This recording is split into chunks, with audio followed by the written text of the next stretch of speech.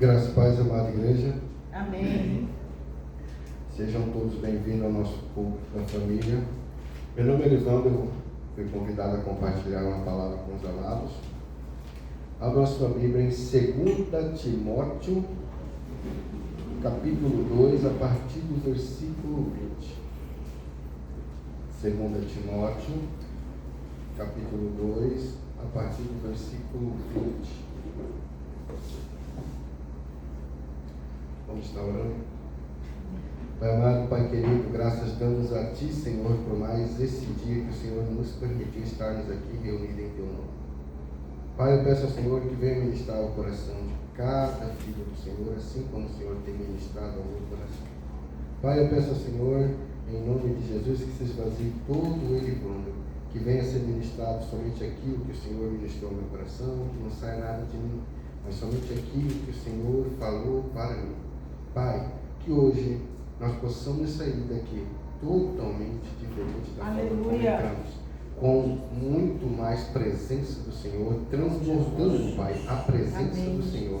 Que nós possamos sair daqui, Pai, como sal e luz, como a palavra do Senhor nos ensina. É o que nós pedimos em nome de Jesus. Amém. Amém. 2 Timóteo 2, a partir do versículo 20. Ora, numa grande casa, não somente há vasos de ouro e de prata, mas também de pau e de barro, uns para honra, outros, porém, para desonra. De sorte que, se alguém se purificar destas coisas, será vaso para honra, santificado e idôneo para o uso do Senhor, preparado para toda boa obra. Amém? Mas há um tempo atrás eu ministrei uma palavra sobre a construção do vaso.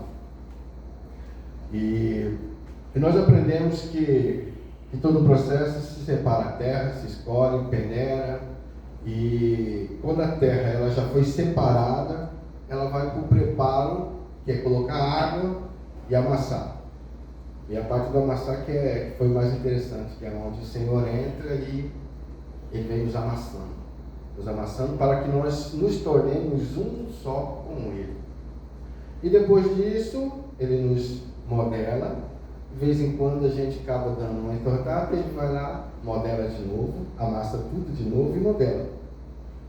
E aí a gente vai para o forno, para o fogo, e saímos de lá e vamos para uma prova de luz, para ver se tem alguma fissura, alguma rachadura.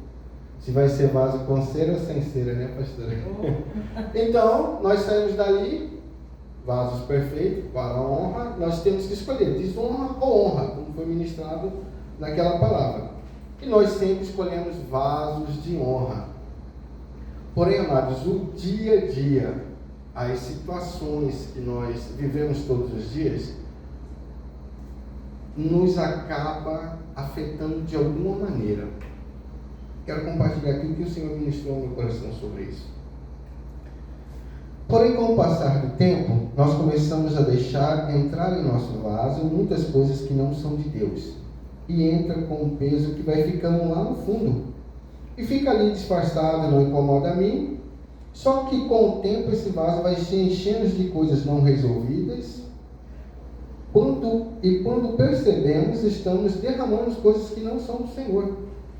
Mágoas, pecados escondidos, mentiras, traições, orgulho, inveja, amargura, falta de perdão, desejos carnais, dúvidas constantes e palavras que ofendem. E vamos guardando isso lá no fundo e às vezes mentimos para nós mesmos, dizendo que está tudo bem, mas por dentro está tudo lá no fundo, de forma sutil, entrou e eu não quis reconhecer.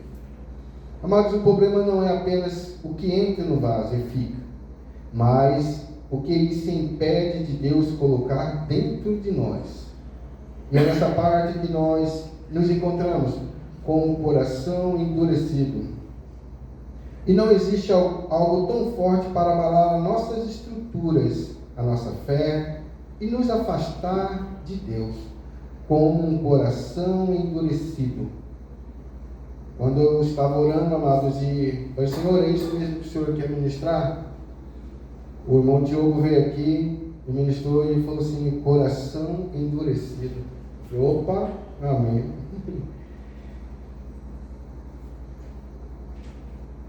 Começamos a não se importar com nada ao nosso redor. Nada me comove, não me importa com qualquer situação que esteja perto. As coisas passam a ser corriqueiras, sem me abalar. O meu coração está duro como uma pedra. Quando o vaso está cheio, amados, de impurezas, não há espaço para o que é santo. Amados, quantos de nós temos um coração endurecido? O irmão falou aqui sobre semear, sobre a questão do perdão, para trazer paz. Mas, amados, a nossa vida, ela anda assim, o mundo ele anda tentando nos consumir de tal maneira, chamando a nossa atenção, que sempre vem uma situação daquelas que eu falei, uma palavra, mentira, orgulho, sempre vem colocando dentro do nosso coração. E nós vamos deixando assentar lá no cantinho, no fundo, e ele vai ficando. E é igual um vaso, amado. Se você for colocando, ele vai encher uma hora e vai transbordar aquilo. E nós temos deixado o nosso dia a dia tão corriqueiro, entra uma mágoa, a minha esposa me ofende, eu deixo ela lá no fundo. Não vou resolver com o meu cônjuge essa situação. E ela fica lá. Amanhã eu tenho uma situação com meu filho, com a minha filha, no serviço, com o irmão da igreja, às vezes com a pastora, com qualquer pessoa, e ele só vai enchendo. E é coisas não resolvidas por nós por falta de entendimento. Primeira lição: Deus nos escolheu para a honra e não para a desonra. Desde os princípios, Deus desejou relacionamento com o homem. Em Gênesis vemos que o ser humano foi criado à imagem de Deus. O plano nunca foi que o homem vivesse distante do Senhor. Um vaso de honra, ele reflete o caráter de Deus, é útil para a obra de Deus, carrega algo valioso. A fé começa quando entendemos quem somos em Deus. Muitas pessoas vivem derrotadas porque esquecem a sua identidade espiritual. A pergunta hoje na igreja sobre esse primeiro ponto: o que tem ocupado espaço dentro do seu coração? Dentro de você, vaso? O que tem enchido o seu coração durante todos os dias? Hoje, se nós tirarmos hoje e refletirmos sobre o dia de hoje, o que foi enchido, o que foi ministrado ao seu coração? Existiu alguma contenda, alguma desavença? Algo que você descobriu? Alguma mentira?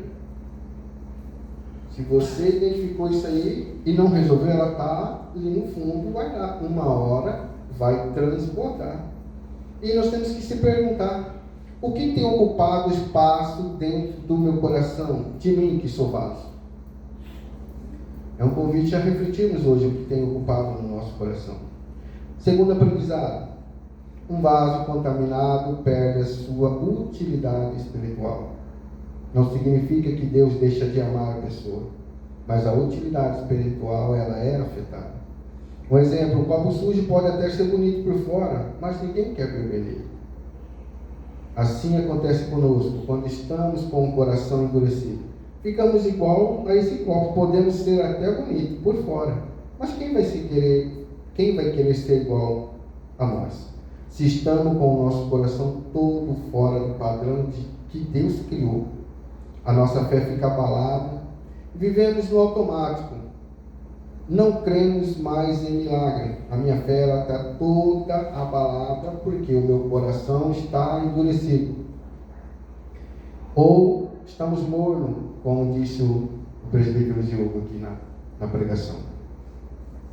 Muitas vezes, amados, nós não queremos enxergar que nós estamos como o irmão pregou, morno. É tudo automático, tudo a gente vai aceitando e vai passando os dias, está tudo legal. E aí a gente fica no quê? No estágio de morto. Mas o nosso coração está endurecido, porque nós não importamos mais com nada. Eu não me importo mais com a situação do João, do Diogo, com a pastora. Não, para mim não faz mais diferença. O meu coração está tão endurecido, ele está tão cheio daquelas referências que eu falei, de mágoas, feridas, falta de perdão, rejeição. Está tão cheio disso que eu não me importo mais com as pessoas. Para mim é irrelevante a situação que cada um está passando. Várias vezes Jesus fala, olha, precisou acontecer isso porque vocês estão com o coração endurecido. Vocês têm um coração endurecido.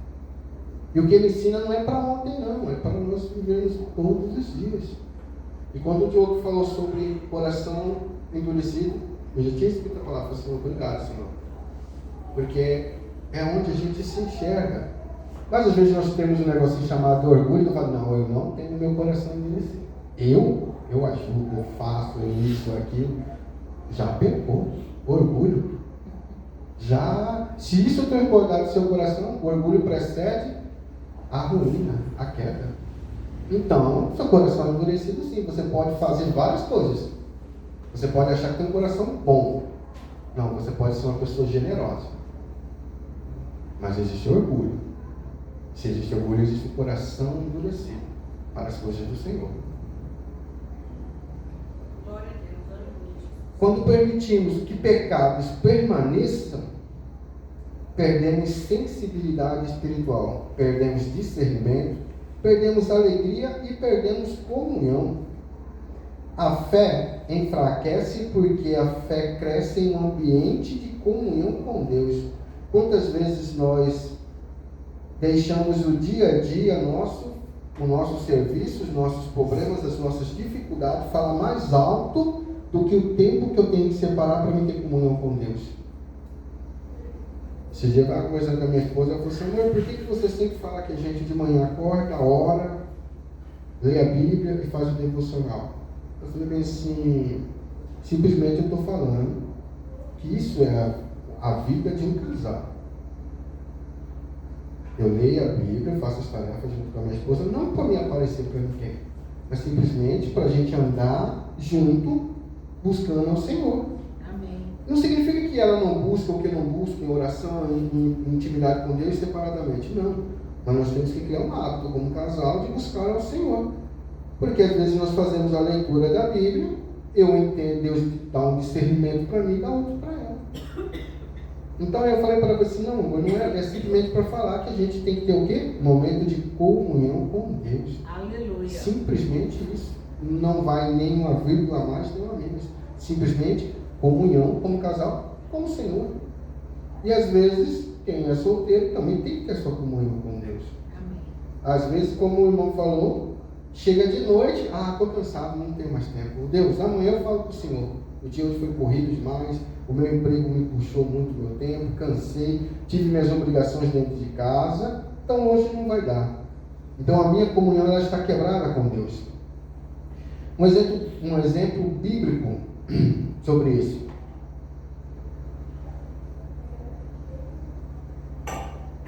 Sansão foi escolhido por Deus, recebeu uma força extraordinária, mas permitiu que várias áreas da sua vida fossem contaminadas.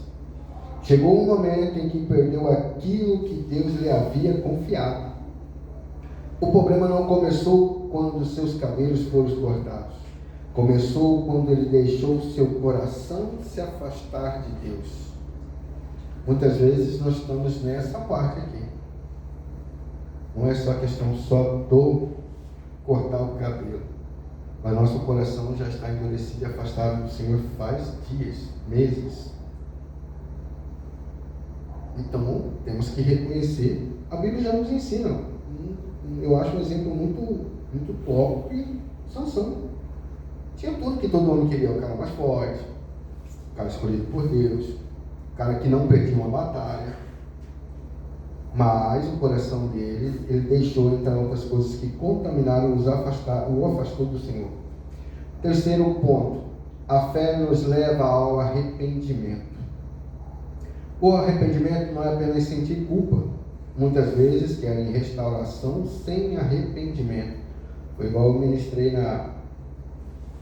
no domingo sobre a questão de, Senhor, eu errei ali com a mão de ouro, mas eu já me arrependi Mas vai lá, resolve com o irmão Diogo lá, porque assim, se ele não gostou, zangou, aí é ele e o Senhor, Deus. Mas eu já me arrependi. Eu já me arrependi. O Diogo que se vire com Deus lá, entendeu? Porque eu já me arrependi. Eu falei com Deus, Deus, eu me arrependi. Isso não é arrependimento. É eu reconhecer primeiramente, chegar, ô irmão, eu errei, me perdoa. Olha o que Salmos 26, versículo 2 diz: examina-me, Senhor, e prova-me, esquadrinha a minha mente e o meu coração. Mas Deus sempre trabalha primeiro no coração. Olha só o que Salmos 26, 2 nos ensina. Foi igual eu falei. Eu entro diante do Senhor, Senhor, examina, esquadrinha tudo que põe para fora. Aí ele vai colocar mais todas aquelas referências que eu falei aqui. Tudo. Vai trazer tudo que está aqui no meu coração. Aí vai depender da minha pessoa entender que o Senhor eu coloquei para fora. Ele falou, você tem que escolher se você vai voltar para dentro do vaso ou você vai decidir jogar fora. Porque o Senhor, Ele mostra para você onde te afasta dele, da presença dele. O problema é você reconhecer, se arrepender e falar, Senhor, não vou mais praticar. Vou abandonar esse pecado. Vou abandonar aquilo que me afasta da presença do Senhor. Isso é reconhecer e arrependimento. Não é só reconhecer e voltar aqui metade para dentro e o resto, que é o mais fácil, eu consigo tirar da minha vida. Um exemplo bíblico. Davi, após seu pecado, Davi não tentou justificar os seus erros, igual eu tentei justificar para Deus o meu erro com o meu irmão Diogo. Senhor, vai lá. Eu justifiquei. Eu me arrependi. Mas ele se humilhou diante de Deus. No Salmo 51 ele clama: cria em mim, ó Deus, um coração puro. Observe que Davi não pediu apenas solução para o problema, ele pediu transformação da vida dele. E muitas vezes, amados, a gente quer só a solução para o meu problema. Eu só quero a solução para o meu problema com o irmão, com a minha esposa, eu só quero a solução, pai. Mas eu não me arrependi daquilo que eu fiz. E porque quando a gente reconhece que a gente errou e a gente se arrepende, a gente vai se consertar, a gente pede, Senhor, transforma. E nós estamos falando aqui de um homem que a Bíblia fala que ele é um homem segundo o coração de Deus. Eu não estou falando de um cara que, ele quis. Não, um homem segundo o coração de Deus. A referência dele é essa na Bíblia. E por que nós nos achamos melhor que Davi, não reconhecemos e não pedimos transformação do Senhor? A fé verdadeira, ela reconhece a necessidade de mudança. Quarto ponto, Deus não joga fora vasos quebrados. Você pode não só estar com o coração cheio de coisas que não agradam a Deus, mas está quebrado. Essa é uma das maiores mensagens do Evangelho. Os homens descartam, mas Deus restaura. Aleluia, aleluia. Jeremias 18. O profeta vê o oleiro trabalhando, o vaso estraga em suas mãos, mas o oleiro não o joga fora, ele refaz. Assim faz Deus conosco. Amém. Ele não nos descarta, amados. Ele nos restaura. Ele nos refaz. Amém. Glória a Deus. Às vezes é preciso, igual na ministração do vaso, amassar de novo, misturar um pouquinho mais de água, que é o Senhor, para nós nos tornarmos um barro um só com Ele. Sim, mas Ele não nos descarta, Ele não nos joga fora. Ele refaz de novo, porque Ele nos ama de tal maneira que nós não conseguimos nem imaginar. Aqui nós não somos capazes de dar o nosso filho por alguém, por um assassino. Olha o tamanho do amor do Senhor. Ele ama a mim, Ele ama o João, a todos aqui. De tal maneira que deu seu filho, para que fosse para a cruz por nós. Olha o tamanho do amor. E você acha que por causa do seu erro, Ele vai te jogar fora? Não. Ele quer reconhecimento. Eu estou cheio de coisas que não agradam ao Senhor. Eu tenho atitudes, eu tenho feito algo, muitas coisas que me afastam do Senhor todo dia. Minha esposa um dia falou para minha filha assim: Jesus está com você todos os dias, mas você se afasta dele, ele nunca se afasta de você.